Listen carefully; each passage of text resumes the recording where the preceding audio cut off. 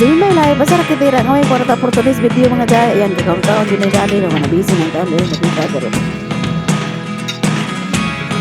Never really know what's going on. Look at me sometimes like all you want to do is run. Hear me out, hear me out. It's all the things you never show.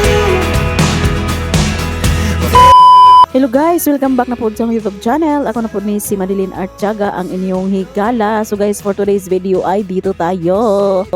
So yan mga people, for today's video ay kakain tayo ng hindi man tumatawag na fishball kasi wala man itong fish. Balls, harina balls. Harina balls lang mga jay. So meron tayong ketchup dito, with mayonnaise. So ayan guys, kain-kain tayo kasi wala tayong magawa ulan, hindi tayo makaalis, hindi tayo ano-ano, wala tayong magawa kundi kumain ng kumain. Alam nyo ba guys na kung kailan tayo walang trabaho, walang income, saka naman naging matakaw ang ating mga bibig. Pero kung kailan tayo magiging busy at may income ka sa araw na yan, sa araw na din na yan ay hindi din tayo ginaganahan kumain dahil sa kabisihan. Kung hindi tayo busy, wala tayong naisip kundi kumain ng kumain. Instead na wala tayong income, kumain na naman kumain tuloy. Pag may income tayo, hindi tayo ginaganahan kumain. Ganun talaga ang tao, no? Pinoy talaga, talagang Pinoy. Only in the Philippines. So yan guys, kain tayo for today. Bago natin ganapin ang mga kaganapan, ay tayo muna ay kumain. Kain tayo guys, ayan. So ito yung ano natin ngayon guys, ito yung lingaw. Sabi tawag ani, ito yung hindi man makita. Oy,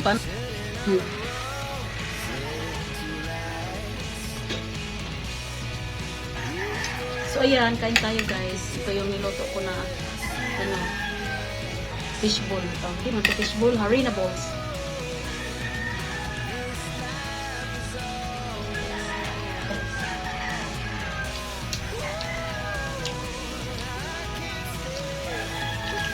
Sobrang layo mo eh.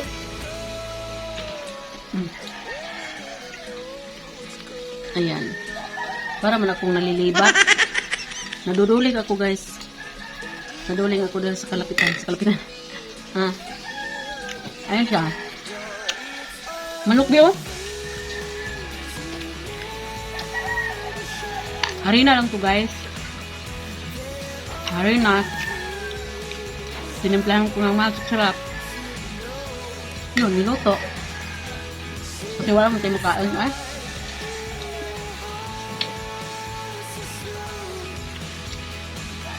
Ayan si Memeng guys, Si Memeng guys.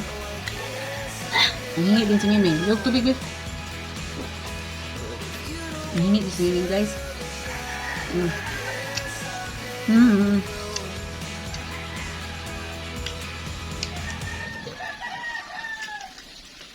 Parang Kuha kung ano yung ito ma? Taga? kuko ato. Ano yung labi? Nawara. Gabiin hinoon. Ano gabi eh.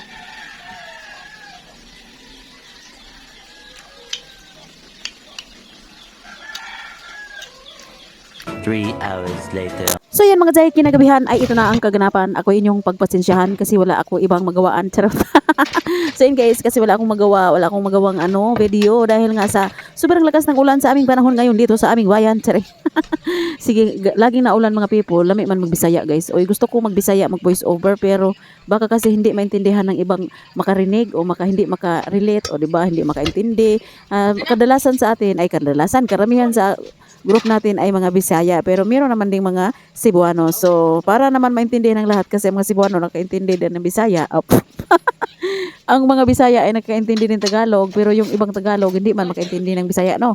Kaya magbisaya tayo, Bisaya, kaya magtagalog tayo ngayon lagi naman ako nagtagalog, no? Bisan hirapan na tayo sa tumang kalisod ay magtagalog pa rin tayo para naman tayo maintindihan. So guys, kinagabihan ay ito ang aming kaganapan sa aming bahay. kami ay nakain-kain. So maraming ano dyan sa may mesa kasi may gagawin tayo. Pagtsagaan na lang natin tong video ko guys kasi wala na talaga akong magawa na sa ano na ko critical na kondisyon na mag-premiere na bukas at wala pa akong na-upload. Kaya ay nag-ano na lang ako. Ayan, kinunan ko na lang ang gaganapan sa amin ngayong gabi. Ayan, nag-ano ako, nagkain kami. Yan kami lang namang tatlo mga jay, wala na may ibang tao sa aming bahay no. Kami lang tatlo, ayan yung darling ko, hindi masyadong maninag kasi madilim ang kahapon. So ayan guys, ganyan ka ano yung kusina namin. Pero against the light kasi ito guys, kaya parang hindi nyo maninag yung aming mga mukha. Ay sinadya ko man yan mga people kaya para hindi tayo mapagalitan sa taong andyan. So yun guys, hindi nyo lang alam na nagalit na yan dyan. Aray ko, ay namut-muot man akong katawan dito. Ay kaya nagalit naman yan siya. Kaya bakit daw nandyan yung video? Lagi na lang daw ako na bibidyo. Kaya isa, ano na lang daw. Kulang na lang, bibidyohan ko yung ano. So yun sabi ko sa kanya, hindi naman siya maklaro, hindi naman siya maninag. At sabi ko, hindi naman siya natamaan sa kamera. Pero ay sinabi ko man yan dyan guys na hindi siya natamaan sa kamera. Parang ano lang, na ano lang siya na nagilap kunti. Kasi magalit nga yan siya guys. Ayaw na ayaw niya ng kamera. Wala nga yan siya ano. Wala siyang mga picture. Kadalasan wala siya picture. Oh. Hindi mo talaga siya makikita sa mga picture ko. Lalo na sa FB minsan lang yan. Himala lang yan na makunan niya ng kamera kasi nagatatakot yan sa ano kidlap na kamera. Ay naku mga jay. Ewan ko ba yan dyan sa asawa ko. Bakit ayaw na ayaw niya ng mga kamera-kamera dyan. Ano siya. Opposite naman sa akin na mukha akong kamera. Matakaw at maano sa kamera. Siya naman ay ayaw na ayaw. Ayan. Sabi ko sa kanya, hayaan mo na yan dyan kasi wala ko pang premiere at hindi ka naman nakita. Uy, ayan, nagalit talaga yan siya guys. Ayan, inano, sabi niya na kunin ko daw yung camera at ilagay ko daw sa mukha ko. Ako daw yung i-focus. Ayan, ano na siya. Hindi na siya papagaling kumain mga day. Ay, kulang na lang na ilabain niya yung cellphone ko para ano. Ayan, tumayo na siya at kinukuha na yung ano, kinukuha na yung cellphone ko kasi nagalit nga siya. Ayan, nilipat ko na lang mga people. Ay, tinabi ko na lang yung camera. Ay, kaya nagalit talaga siya. Baka lumupad pa yung cellphone ko. Nilipat ko na lang talaga mga day kaysa naman lumupad yung cellphone natin. So, ayan, ganyan lang ang aming kain mga day. It's simply yummy and ano, pagkain. So, yan ganyan. Ulam namin guys. Yung ulam namin ay gulay na pako. Ayan. Adobong pako with bulad. Ayan. Tuyo. Ayan. Tuyo. Adobong pako with tuyo. Ganyan yan lang yung ulam namin mga people. Siguro hindi kayo makarelate guys. Kasi kadalasan ngayon ang mga tao, mga kabataan at ang mga ano, mga pamilya pag nagkumain ay hindi lang isa ang ulam no. Dalawa, tatlo. Ganon ang ulam na kinakain sa misa. Pero kami, ang hinahain namin sa aming hapagkainan ay talagang isa-isang ulam lang mga jay. Kasi ano, ganyan lang kami kasimple sa aming bahay. O pag may gulay, gulay lang talaga. Wala nang ano, halong biro. Wala nang ibang halo, talagang gulay lang. Kasi ganyan lang naman guys. So siguro hindi kayo makakarelate at karelasan. Mga bata ngayon, ang mga tao ngayon, hindi na kumakain ng ganito lang. Pero kami, sanay kami mga jay sanay sa hirap ng buhay. Kaya ayan, yung ulam na yan ay masarap na yan, masarap sa aming mga people. Akala nyo lang. Masarap na lang kasi wala naman iba't no choice na. O ayan, si Inday Dali, lakas kumain. Dito mga jay, maraming nagsabi sa amin na bakit daw kami ganito. Isa lang naman anak namin. Wala naman kami magawa mga jay kasi ganyan lang naman talaga ang kaya namin. Hanggang dyan ang aming makayanan. So wala naman tayo choice. Alam nga naman gawin natin ang hindi natin makaya. No? So syempre, kung ano yung nakasanayan at kung ano yung makakayanan, yun lang. O wala na, hindi na tayo maghanap ng iba. So ayan, sabi ng ano. Kasi naman mga people, lalo na ngayon, tighirap na talaga mga jay. Hindi ko alam. Siguro dahil sa panahon, kaya medyo parang na-feel ko talaga ang hirap ngayon ng buhay guys. Kasi hindi tayo makakilos ng maayos. Hindi natin magawa kung ano itong gusto natin gawin. Kasi na ano, nahadlangan tayo minsan sa ulan. O yung ano nga, yung pasok ng mga estudyante. Hindi tulad last year na talagang straight yung klase nila ngayon. Sa isang linggo, 2 o 3 beses lang ang klase. Yung pasok sa school kasi nga dahil sa ulan. Kapag nag-message na yung MDRRM, ay wala nang pasok. Ayun, ganun. Kaya parang ano, parang kulang. Hindi ko alam kung bakit ano, ganito nangyari. Hindi ko na maintindihan yung panahon natin guys. Kasi dati, ang panahon natin kapag January to May, ayan, ano yan siya, summer, mainit na mainit hanggang August, pagka September hanggang December, tag-ulan naman yan, ganyan sa yung klima namin dito. Pero ngayon, halos wala na, minsan sa isang linggo, bihira na makita yung araw, o bihira na siya nagpapakita. At saka, yung ano talaga guys, diretso talaga na, or puro ulan, hindi talaga nagpapakita sa haring araw. Mapapakita man siya, ilang oras lang, tas uulan na naman. So, ganun yung ano ngayon. Parang dahil sa klima natin, dahil sa panahon, maraming taong nahirapan nga tayo na dito sa ano sa baba, lalo na yung nasa bukid. O sobrang hirap ngayon guys sa mga tao na nasa bukid, sa bundok nakatira kasi hindi sila makaalis-alis dahil sa ulan at yung mga pagkain nila na walang tamang ano, yung hindi sapat na stock, hindi sila makababa sa bayan para bumili ng mga ano nila makain. Kaya sobrang hirap, naisip ko yan siya guys kasi dati nasa bukid kami nakatira. Kapag tag-ulan talaga, tag-gutom yan sa amin. O sobrang hirap kapag panahon ng tag-ulan. Kaya sa panahon ng tag-init ay nag-iimbak talaga kami ng pagkain na sapat para sa tag-ulan. Kasi kapag tag-ulan hindi kami makababa ng bayan, kaya kailangan naming mag-ipon para kapag tag-ulan ay hindi kami mahihirapan. Pero minsan talaga, lalo na kapag wala tayong sapat na pera, walang sapat na ani, hindi tayo makabili, hindi kami makapag-imbak or makapag-apundo ng mga pagkain para sa tag-ulan. So ganun guys. Kaya ranas na ranas ko, feel na feel ko yung mga hirap ng nasa bundok na nakatira kasi kami nung maliliit pa nasa bundok talaga kami nakatira guys. Nakatira lang kami dito sa bayan nung mga malalaki na kami, nag-aaral na kami guys kasi kailangan na namin bumaba para mag-aral. Minsan na lang kami umakyat sa bundok o kapag kailangan namin kumuha ng mga lagutmon. Ano sa Tagalog sa lagutmon? Yung mga pagkaing na mga gulay or mga gabi, ganun, yung mga saging. Maakyat kami sa bundok para manguha ng ganyan.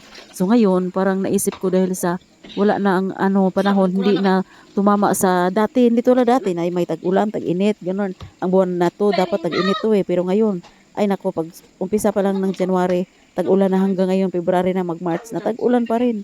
Minsan isang araw, may araw, pero hindi pa talaga diretso, buong araw may araw. Pag may araw sa umaga, uulan sa hapon. Pag uulan sa umaga, mainit naman sa hapon. Minsan walang init, Talagang ganoon guys, so sobrang hirap. Kaya parang pati kami nahihirapan din kasi alam nyo naman ko yung negosyo namin, 'di ba, pagbebenta ng mga kakanin sa school. So pag walang pasok ay wala talaga pera. So ayan ganyan. So buti na lang ngayon guys ay na may pasok na kahit medyo maulan-ulan kasi kunti lang naman yung ulan, mahina lang. Kaya may pasok na makapaggawa na tayo ng ating panghanap buhay. Kaya ayan dito ako naggawa ng aking turon o bituron. Gusto ko sana gumawa ng maraming paninda guys pero baka kasi hindi maubos kasi minsan kunti na lang ang mga estudyante na pumapasok dahil siguro sa naboboring na sila kasi laging walang pasok. Tsaka pag may pasok naman minsan lang wala yung mga teacher hindi pumasok sa nila, time nila, gano'n. Parang nawawala na ng gana yung ibang estudyante, lalo na yung mga estudyante ng mga lalaki na hirap mag-aral, di ba? Kadalasan yun kasi yung yung nahihirapan ay yung walang gana, yung mga nahihirapan sa klase, sila kadalasan yung walang ganang pumasok, lalo na kapag ganito na ngayon pasok, bukas wala, tapos pasok naman, bukas wala naman, gano'n. Nakakatamad pumasok mga people, kaya parang yung mga estudyante ngayon hindi sapat ang kanilang napag-aralan sa isang taon kasi nga dahil sa ulan na nakakaulan. Kung pagtitimbang-timbangin natin guys, lugi yung mga estudyante, lugi yung isang taon kasi ang daming araw na walang pasok, ang daming may mga holidays pa, tapos dahil pa sa ulan, naudlot yung klase kasi nga sa sobrang lakas ng ulan at may dalang hangin. Kaya ang masabi ko talaga mga people ay lugi talaga guys yung mga estudyante ngayon. Hindi sapat ang kanilang kaalaman dahil sa lagi nilang walang pasok. So yun guys, ganyan yung setup ko kapag gumawa ako ng turon ko. Ayan, nakaharap sa akin yung cellphone. Habang tayo ay nagbabalot dito, ay magpatuslok-tuslok naman tayo dito sa ating primer dot konti. Balot konti, tuldok konti, ganun. Yan, ganyan yung ko guys, nanonood, tas gawa naman para may kahit nagwa-whitey tayo, ay meron pa rin tayong nagawa. Ayan, ganun lang mga child.